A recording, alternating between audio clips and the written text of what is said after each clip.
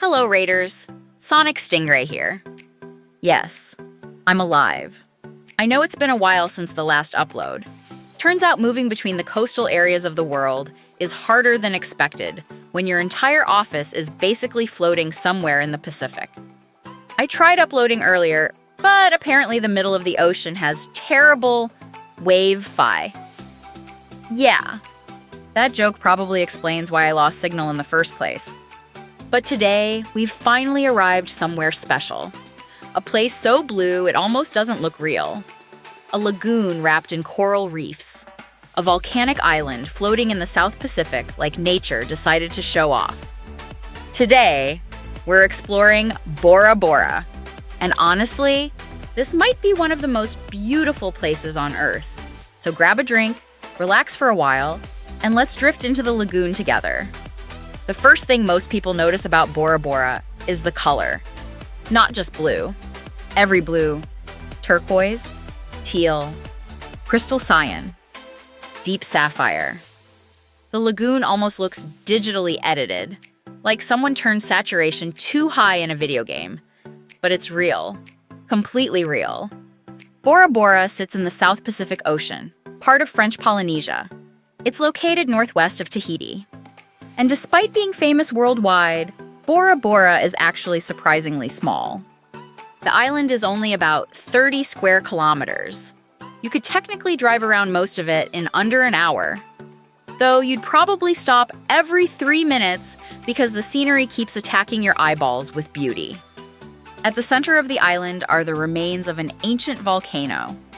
The towering peaks of Mount Otamanu and Mount Pahia rise dramatically from the island's jungle-covered interior. And surrounding everything is the lagoon, protected by a coral reef ring that acts like a giant natural barrier against the open ocean. That reef is one of the reasons the lagoon stays so calm and clear. It's basically nature's infinity pool. Thousands, actually millions of years ago, Bora Bora looked very different. The island began as an underwater volcano. Molten rock erupted from the seafloor, slowly building upward over time. Eventually, the volcano rose above sea level. A tropical volcanic island was born. Over millions of years, the volcano became inactive. Rain, wind, and erosion slowly shaped the island into what we see today. But something fascinating happened around the edges. Coral reefs began growing around the sinking volcanic island. Tiny coral polyps worked for thousands of years, building limestone structures layer by layer. As the volcanic island slowly settled downward, the coral continued growing upward. And eventually, the lagoon formed between the reef and the island itself. This process was famously studied by Charles Darwin. Yes, the evolution guy also spent time thinking about coral reefs. Imagine casually revolutionizing biology and then going, anyway, these lagoons are pretty interesting too. Over time, Bora Bora became one of the world's most iconic lagoon ecosystems. And today, that ecosystem supports an unbelievable amount of marine life. Which means it's time to go underwater. The water around Bora Bora is incredibly clear. Visibility can sometimes exceed 30 meters, which means snorkeling here feels less like swimming and more like floating through an aquarium designed by someone obsessed with color. Coral gardens spread beneath the surface. Schools of tropical fish move like shifting clouds, and every direction feels alive. One of the most famous residents here is the reef shark. Now, before anybody panics, most of the sharks found in Bora Bora's lagoon are blacktip reef sharks. They're relatively small and generally shy around humans. Still, seeing one glide silently beneath you while snorkeling definitely activates every ancient survival instinct your brain still has. Your brain goes, beautiful. Then immediately, we are soup. But the sharks aren't the only stars here. Bora Bora's lagoon is home to eagle rays, massive, graceful creatures that look like underwater birds. They glide through the water with almost no movement at all, like nature accidentally made stealth bombers adorable. There are also parrotfish, butterfly fish, surgeonfish, clownfish, moray eels, sea turtles, and giant clams scattered throughout the reef system. And occasionally, if you venture farther into deeper waters, you may even encounter manta rays. These giants can grow over 7 meters wide. Yet despite their size, they move with incredible elegance. Watching one pass overhead underwater is the kind of experience that permanently rewires your brain chemistry. Afterward, normal life feels strange. You return home, open your fridge, and think, yeah, but this yogurt isn't a manta ray. Long before luxury resorts arrived, before overwater bungalows, before Instagram discovered turquoise water, Bora Bora was home to Polynesian communities. The Polynesians were extraordinary navigators. Using stars, ocean swells, bird behavior, and wind patterns, they crossed vast distances across the Pacific Ocean in canoes. No GPS, no engines, just knowledge passed down through generations. Which honestly makes me feel embarrassed every time my Maps app struggles to find a coffee shop. Archaeological evidence suggests Polynesians settled Bora Bora around the 4th century. The island became an important cultural and spiritual location. Ancient temples called marae were constructed using stone. These sacred sites were used for ceremonies, worship, and community gatherings. Some can still be visited today. Polynesian culture remains deeply connected to nature. The ocean is not just scenery here, it's identity, food, navigation, history, spirituality.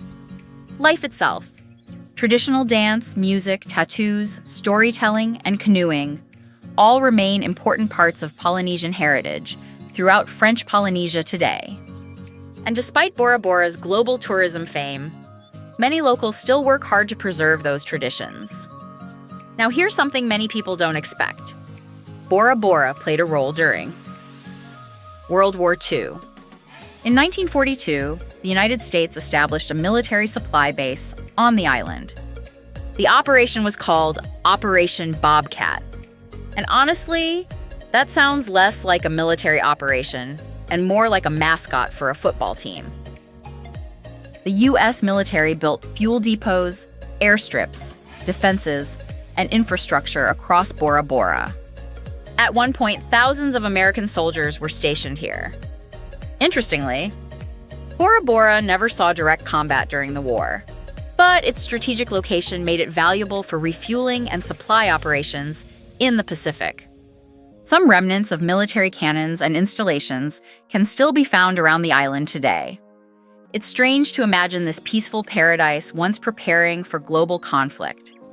Now tourists arrive carrying sunscreen and cameras. Back then, they arrived carrying anti-aircraft equipment. Quite a different vacation package. If Bora Bora is famous for one thing besides the lagoon, it's the Overwater bungalow, those iconic wooden villas sitting directly above the water. And surprisingly, the concept actually originated in French Polynesia. The first modern overwater bungalow designs appeared in the 1960s. The idea was simple. Instead of building hotels that blocked the shoreline, why not place rooms directly over the lagoon itself? Turns out people enjoy waking up above glowing turquoise water. Who could have guessed? Now, Bora Bora's overwater bungalows are among the most luxurious accommodations in the world. Glass floor panels let guests watch fish swim beneath their rooms. Private ladders lead directly into the lagoon. Some resorts even deliver breakfast by canoe, which sounds relaxing until you realize spilling coffee into the Pacific Ocean probably feels illegal. Coral reefs around Bora Bora are incredibly important ecosystems. Despite looking like colorful underwater rocks, coral is actually alive. Each coral colony is made up of thousands of tiny animals called polyps. Together, they build massive reef structures over time. These reefs provide shelter for marine species, protect coastlines from waves, and support fishing and tourism economies. But reefs worldwide face serious threats: climate change, ocean warming, pollution, coral bleaching. When ocean temperatures rise too high, corals become stressed and expel the algae living inside them. Without those algae, coral loses color and can eventually die. And that matters, because healthy reefs are essential for ocean biodiversity. Places like Bora Bora remind people what thriving marine ecosystems can still look like, and hopefully, why protecting them matters. At night, Bora Bora changes completely. The lagoon becomes darker, quieter. The surface reflects moonlight like polished glass. You hear distant waves breaking against the outer reef, palm trees moving in the wind, tiny insects humming in the tropical air. And if you're lucky, you might see bioluminescence in the water, tiny organisms glowing blue when disturbed, like stars trapped beneath the surface. Honestly, Bora Bora at night feels less like a destination and more like a dream somebody forgot to wake up from. Now, obviously, we need to talk about food, because no travel journey is complete until somebody risks sunburn for grilled seafood. Traditional Polynesian cuisine often includes fresh fish, coconut milk, tropical fruit, taro, breadfruit, and rice. One famous dish is poisson cru, raw fish marinated in lime juice and coconut milk, basically the tropical cousin of ceviche. And yes, it tastes exactly like the ocean decided to become fancy. Fresh tuna is especially popular throughout French Polynesia. And thanks to the surrounding waters, seafood here is often incredibly fresh. Like, this fish probably had weekend plans yesterday. Fresh. Tropical fruits are everywhere too. Mangoes, papayas, pineapples, bananas, coconuts, basically nature's smoothie section. There are beautiful beaches all over the world. Beautiful islands too. But Bora Bora has something difficult to explain. Maybe it's the contrast between volcanic mountains and calm lagoon water. Maybe it's the feeling of isolation in the middle of the Pacific. Or maybe it's simply the way the island slows people down. Everything here feels calmer, gentler, less rushed. Even time itself seems to move differently. You stop checking notifications. You stop thinking about schedules. You start noticing the sound of water again. And honestly, that might be the real luxury. Not the resorts, not the bungalows, not even the scenery. Just peace. And that was Bora Bora Lagoon, one of the most beautiful places on Earth. Thank you for drifting through the Pacific with me today. And thanks for sticking around during the upload gap. Turns out traveling between coasts takes time, especially when your editor keeps getting distracted by beaches and losing wave-fi signal. I'm still proud of that joke, even if literally nobody else is. If you enjoyed the video, feel free to like, subscribe, and let me know where we should explore next. There are still countless coastlines waiting for us out there. Until next time, stay salty, stay curious, and keep chasing horizons.